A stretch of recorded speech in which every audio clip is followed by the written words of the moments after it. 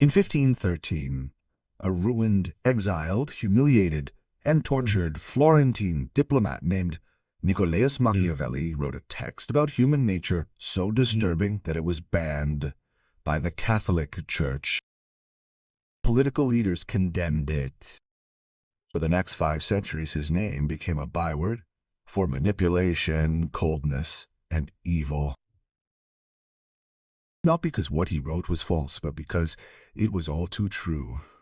So nakedly, so uncomfortably true that it threatened every comforting illusion human beings have about loyalty, love, and goodness. What Machiavelli observed was not confined to the prince, the kingdom, or political intrigue. He was describing a fundamental psychological mechanism, a silent law that still operates today in every one of your relationships with your partner, your friends, your family, your colleagues. And once you see clearly what he actually documented, you never look at people the same way again. You no longer trust in the same way. And above all, you are no longer surprised by betrayal. Because what no one really tells you about Machiavelli is that he did not teach how to become evil. He revealed what already exists in every human heart: self-interest. Those who condemned him were precisely those who used these principles while claiming to act in the name of nobler values. His fault was not immorality, but lucidity. Machiavelli wrote after having lost everything: "Men are ungrateful, fickle, dissemblers, cowards, and greedy. As long as you succeed, they are entirely yours. They will offer you their blood, their property, their lives, and even their children when danger is far away. But when danger approaches, they turn against you." Read this sentence again. Feel the inner resistance that arises. The voice that says, "That's not true of everyone. I'm not like that." This resistance is exactly what Machiavelli had foreseen. For, he also wrote, everyone sees what you appear to be. Few experience what you really are. Humans are extraordinarily gifted at publicly displaying loyalty and virtue, while privately acting to their own advantage. And what makes this observation brutal is not cynicism, it is inclusion. Machiavelli did not place himself above others. He included himself. He argued that all humans, without exception, operate primarily from their own self-interest, and that recognizing this reality is the only way to navigate the world without destroying oneself. Now do a simple thought experiment. Think of the people you are most certain love you unconditionally. Imagine losing everything: your money, your status, your energy, your health, your social usefulness. You no longer become an asset, but a burden. How much is really left behind? By the number that comes to mind, however uncomfortable it may be, and the truth about human loyalty is one. Others are not there for who you are, but for what you bring. This is not a moral condemnation. It is a description. And once accepted, it finally allows us to build solid relationships, rooted in reality, rather than romantic illusions that crumble as soon as they are tested.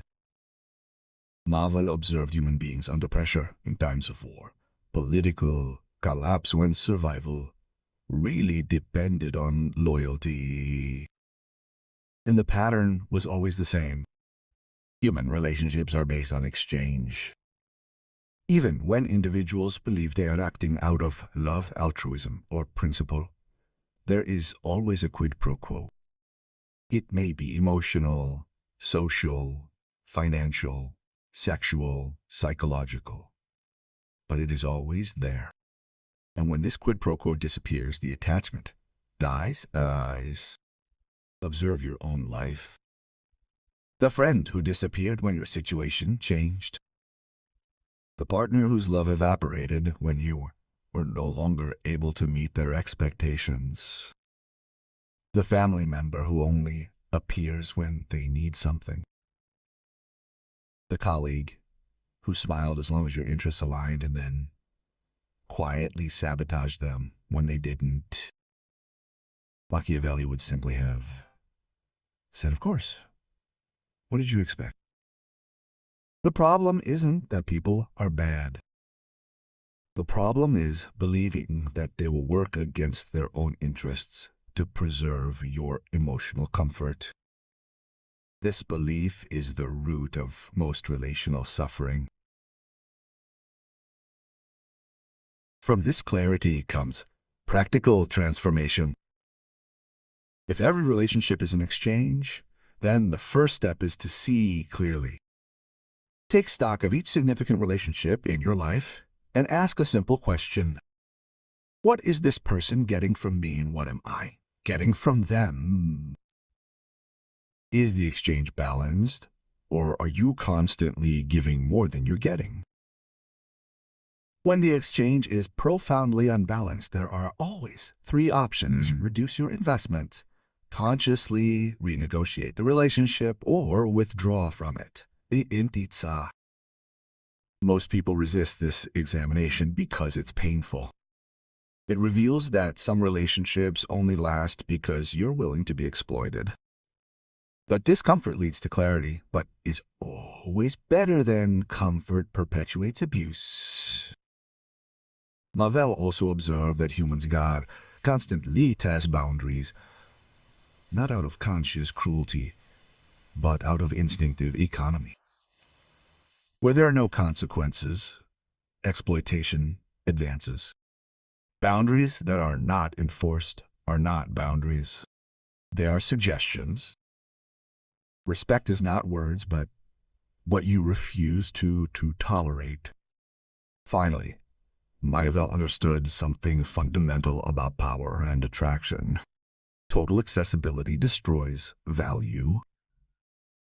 One who makes oneself completely available, who sacrifices one's identity, independence, and self-life for a relationship, ceases to be perceived as an individual and becomes a resource.